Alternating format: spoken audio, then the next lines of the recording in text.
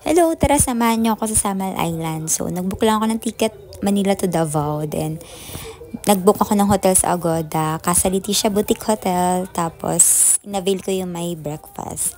So, buffet style yung breakfast nila. Medyo limited. Filipino style breakfast. Meat, vegetables, and fruits. So, from the hotel, nagbook ako ng Grab papuntang Sasa Wharf. Sa Sasa Wharf, 20 pesos yung babayaran mo. Hindi ko na video yung token. Then, pagkapasok mo, ililista mo lang yung name mo, tapos pipila ka na papunta sa ferry. Noong time na to, medyo mahaba yung pila, kasi siguro dahil 10 a.m. na ako. Pag mas maaga, siguro mas onte yung pila. Then, nabook ko pala yung resort ko sa Blue Up, Cavanico Il Marie Resort. Meron siyang breakfast. Then, may shuttle din siya papuntang from the wharf or barge to the resort. So, free naman siya. Meron din mga e-bike, mga 250 pesos yung bayad. Then, may motor din. Depende sa agreement niya yung bayad. So, nag-antay na lang ako ng shuttle para makatipid ako. So, yung breakfast niya plated. Since mag-isa lang ako, inabil ko pa rin yung 2 plates para lunch ko siya afterwards. So, ayun, medyo pricey kasi yung food nila. So, ang tip ko magbaon kayo na snacks or light meal. Kasi walang ibang restaurant doon maliban sa in-offer ng resort.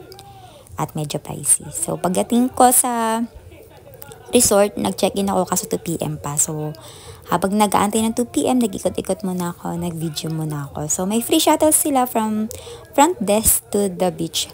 Kasi medyo mahabang lakaran. Naganda yung facility niya.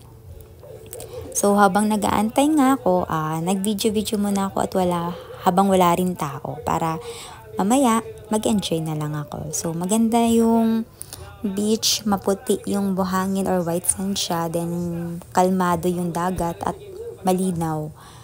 Kaya nakakatuwa. Hindi din siya ganun ka-crowded. So, nag-lunch ako after neto. Medyo pricey to, 269. For me, na budget constraint. Tapos yan, after ko mag-lunch, nag-video ulit ako. Then, nag-ikot, may pool yung resort.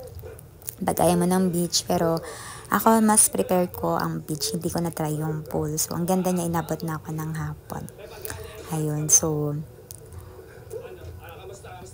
salamat po sa panonood. Then, yung mga photos ilalagay ko na lang sa next video. Thank you so much. I hope you enjoy. Tara na sa Samal, kayo na next. Bye!